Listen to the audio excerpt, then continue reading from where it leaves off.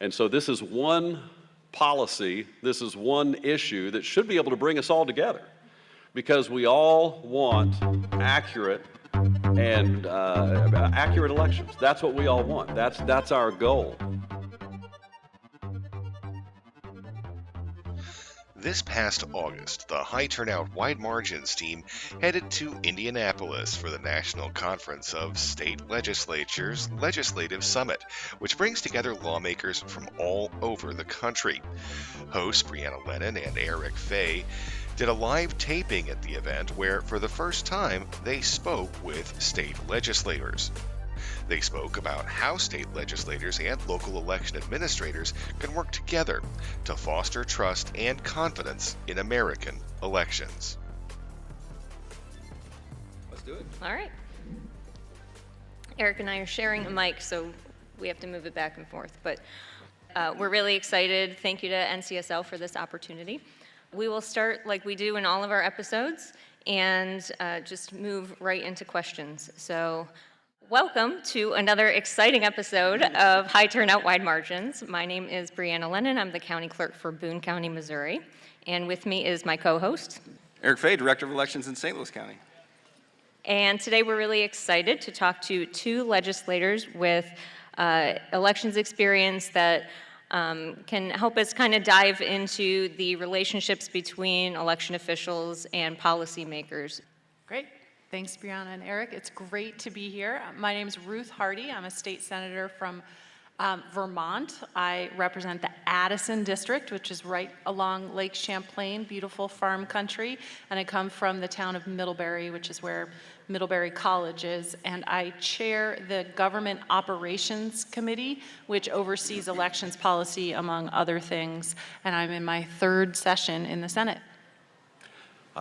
Great to be here as well. My name is Carlton Wing. I'm from North Little Rock, Arkansas. I have fished Lake Champlain several times. Fabulous smallmouth bass fishing there. In my private side, I produce outdoors television, and so that gives me the opportunity to visit wonderful states like yours as well.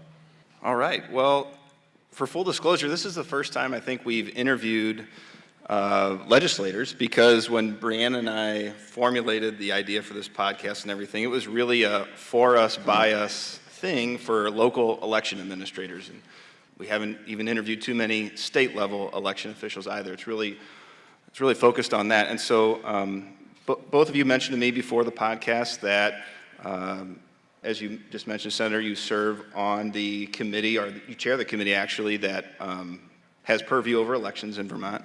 And Representative Wing, you mentioned you've been working on a caucus committee in Arkansas that is working on election integrity issues. So from our perspective as local election administrators, we'd love to know how in your respective positions have you been engaging with the election administrators from your respective states, and how has that informed your policymaking decisions?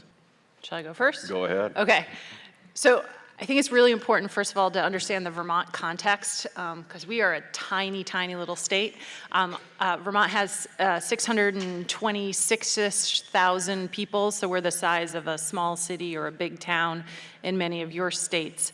So kind of we know everybody, and when you're in politics, I would say one of, if not the most important person for somebody who's in elected office or who wants to be in elected office to get to know is their local clerk.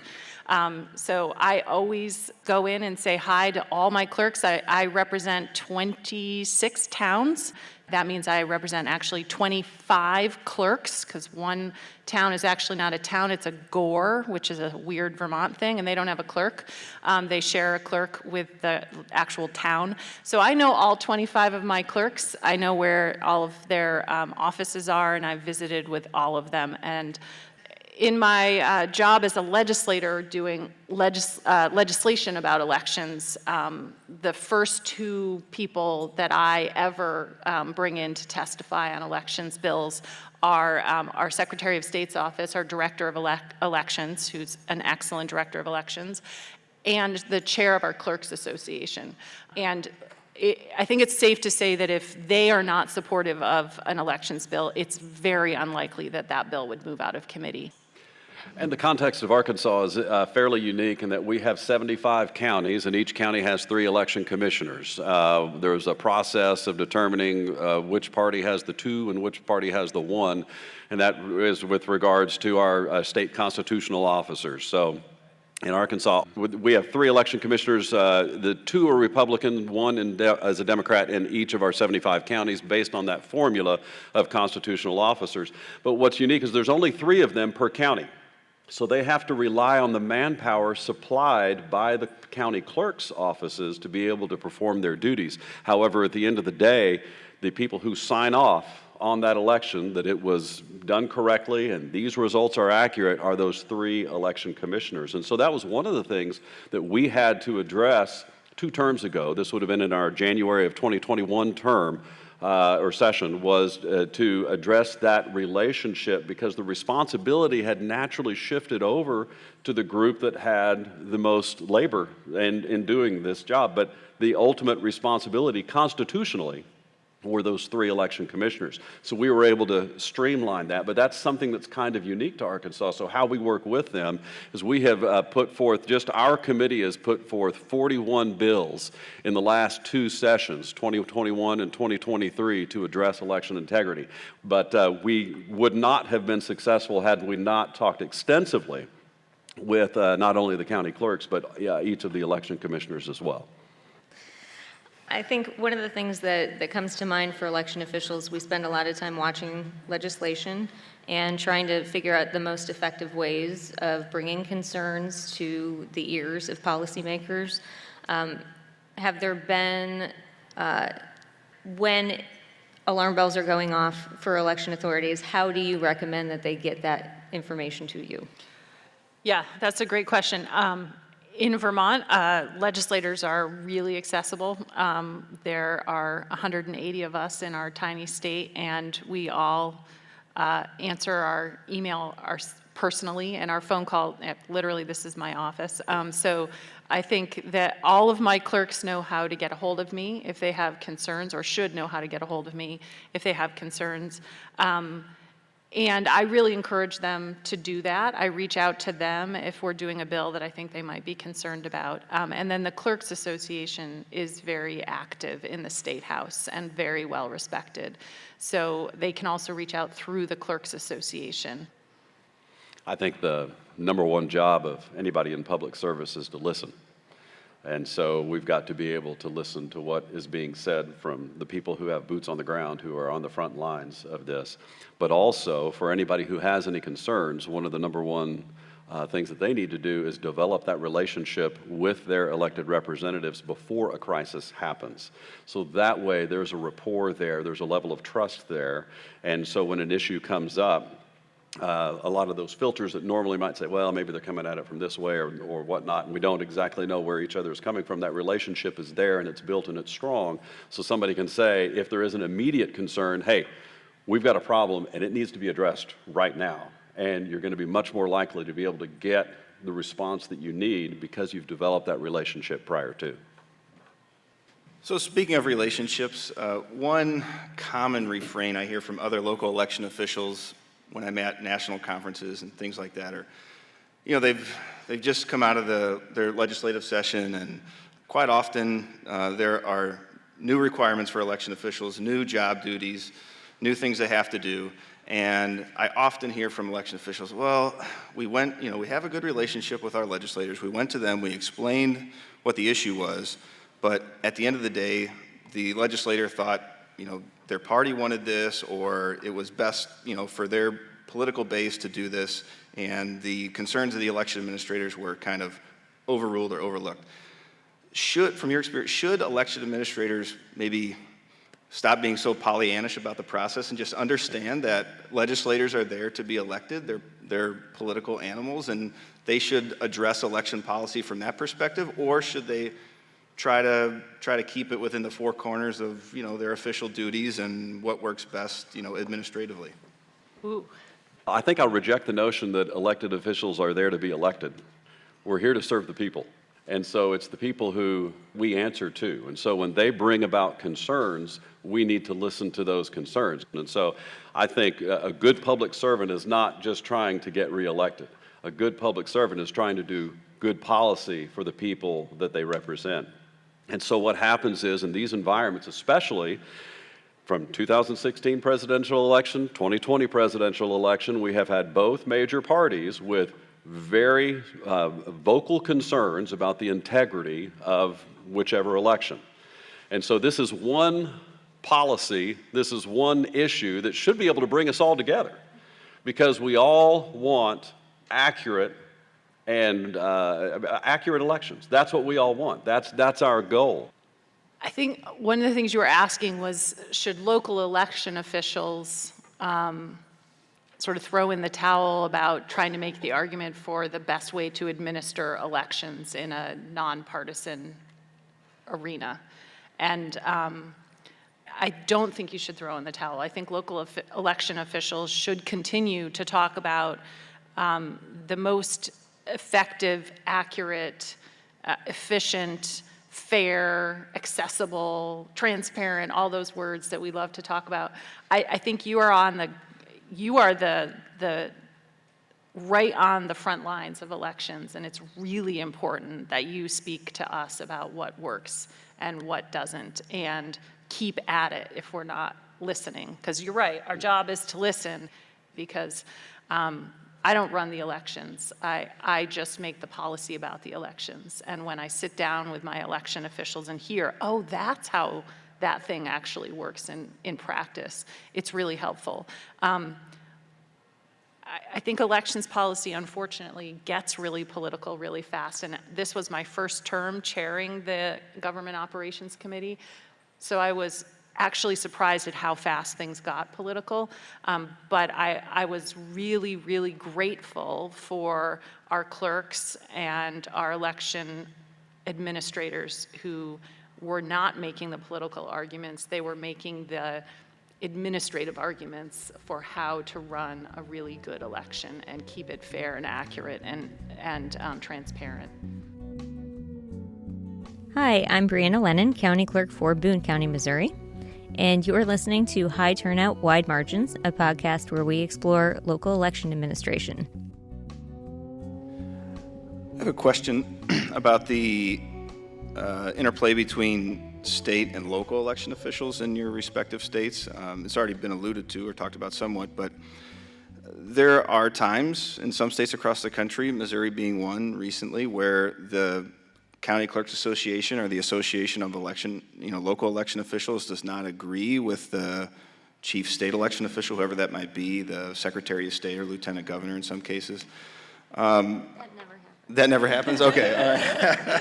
Well, it never happens, so never mind. But theoretically, if it did happen, how do you as state legislators try to balance those competing interests between the state election official and the local election officials, which, by the way, are the people who actually run the elections, but just wanted to ask that question. We've got our two silos, in that the constitutional responsibility and authority relies on our county election commissioners, but yet they have to use the clerk's office personnel to be able to perform those duties, because there's only 3 of them. And so there is a balance there, but the constitutional authority relies and goes with those county boards that funnels all the way up to the Secretary of State. And so one of our bills in 2021 addressed that, so that it was clear and distinct that the people who are in charge are the county boards, not the clerk's office. They are just providing the personnel and the staff. And we've got 75 counties in Arkansas, and probably 73 of them it works perfectly. What about those other 2, though? That's the pause. So I guess there are times when the state election officials and the county clerks, or they're not county clerks, they're town clerks in Vermont, don't see eye to eye. And the Clerks Association and the sort of clerks that are vocal at the State House, there are 250 clerks, I think, in Vermont, and there are some that are not as vocal or don't show up as much, and they're often the ones that are the more disgruntled or whatever, don't agree with the things that whatever's happening.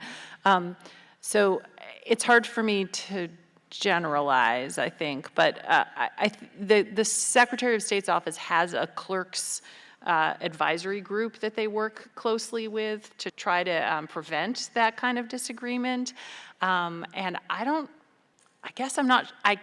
haven't been doing it long enough to really know what happens when there's a huge disagreement. The closest thing I can think of was the sort of concerns around rolling out mail-in ballots during the pandemic. But I think everybody knew we kind of had to do it. So even though there was a lot of fear and worry about it, it was sort of okay, we're going to do it, even if it's, even if we don't feel like we're ready, we have to do it.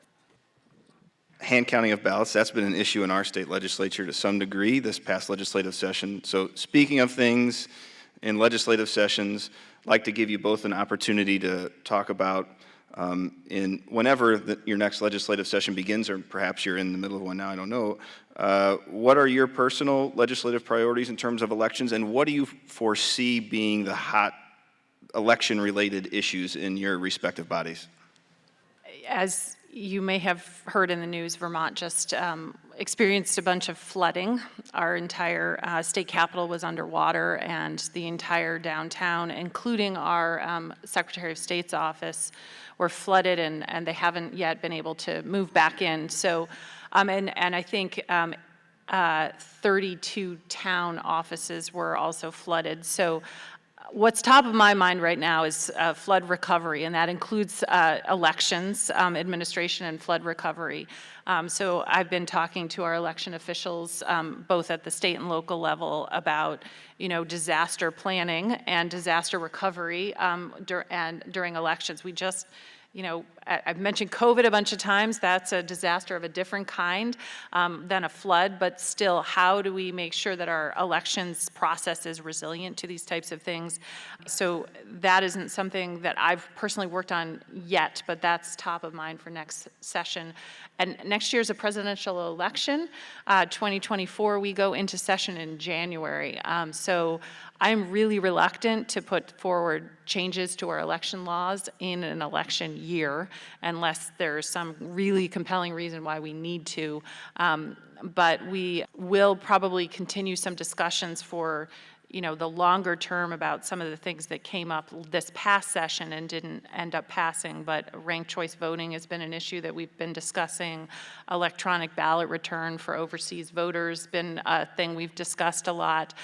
Certain procedures that the clerks would like to see that unfortunately became controversial last session. So there are some issues that we'll come back to, but making major policy changes in an election year I think is not a good idea, but rather thinking more about planning for the future of election in case of emergencies.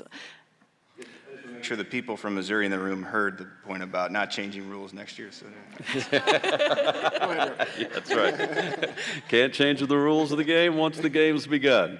We actually don't go into session until January of 25, so it'll be after the presidential election, and that's the beauty of self-government, is we'll adjust to whatever thing needs to be adjusted to if needed as we move forward. But I think one of the concerns that we have as elected officials and also as election officials is to be able to speak to the public in a way so that they have confidence in this process. That, to me, is essential as we move into 2024. Because there's going to be a lot of information out there, and not all of it will be accurate. And so it's important that our election officials and the people who are involved with the elections are able to portray the truth of what they do in a way that brings confidence to the process. So speaking of that, I am curious what, if any, role you think policymakers could have in either elevating local election authority voices in trying to boost confidence, voters' confidence, when they have questions about the ways that policies are being portrayed in their states. Do you think there's a role that legislators can play in trying to support local election officials in that? Yeah, we can be vocal. Well, we have a mouthpiece, and we need to be more vocal in that regard to be able to exude that confidence in the process. I think when you're looking at the first part of your question was dealing with paper ballots, and there's this question for that.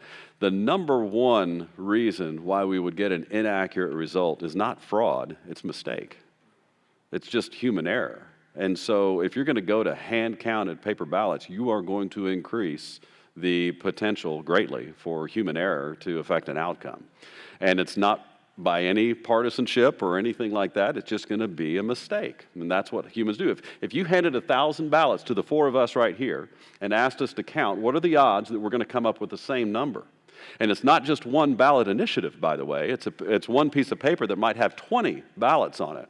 And then what do you do when we have a different number? How many recounts would we have to go through before we all got the same number? And would that, in essence, would that really be the accurate number? Or did we just give up because we're very, very tired? And so those are the kinds of things that a machine, now we have laws in the state of Arkansas, none of our tabulators can be connected to the internet. And we've got all of that, and I would assume that's probably fairly universal throughout the country. And we also have the ability to do the post-election audit and the hand count audit as well. So we can have confidence in those machines. So all of that information needs to go out to people who have concerns, because they're being told that these machines have a great potential to be tampered with. And then there's all kinds of stories about some Wi-Fi signal emanating from a machine and all of these things that theoretically could happen in a Hollywood movie script, but it's not happening. I can only speak for Arkansas. It's not happening in Arkansas. That kind of information needs to get out so that people can have confidence that what's happening is real and true with regard to this process. So your question was, how can we as state officials help local officials get the word out about how things work? So I think we can, yes, be vocal and echo a lot of the things that you and your colleagues around the country at the local level are saying and needing to ensure that voters hear the message that elections are well run and accurate, and et cetera. I also would love to see, I mentioned that we have high turnout in Vermont. We have high turnout in presidential elections and most of our state elections, but there are some local elections where we have like abysmal turnout, like, 5% or something, really low. And I think that people don't understand that some of the elections that impact them the most are local elections. They're local ballot initiatives, local school budget votes, local election official contests. And I would love to work with local election officials to try to get turnout better at the local elections. We have our local elections in March. Next year is a presidential primary for us in March at the same time. And it's also our town meeting day, which is a quaint little thing that we still do in Vermont, where we actually meet in person and talk about our town and our town budget, and most of our towns still do it. It's a lot about snowplows. So I would love to see more people involved at the local level, at these really local elections, and I think that will help build confidence up the election chain, for lack of a better word, that if you see like your neighbor being involved in something and getting elected to something or running something, there's going to be more confidence because and maybe this is just speaking like a Vermonter, I don't know, but I would love to work with the local election officials on that. Cool. Thank you, everybody. Yeah, we want to thank Wendy and NCSL for having us here. This has been fun, and if you're a big enough geek to actually have enjoyed what you just listened to, there's like 80 more episodes online you can listen to, so go check it out. Put it on the playlist. Thank you both for having us. This was really fun. Lots of fun. Thank you very much. Thank you. You've been listening to High Turnout Wide Margins, a podcast that explores local election administration. I'm your host, Brianna Lennon, alongside Eric Fay. Thanks to KBIA for making this podcast possible. Our managing editor is Rebecca Smith. Our managing producer is Aaron Hay. This has been High Turnout Wide Margins. Thanks for listening.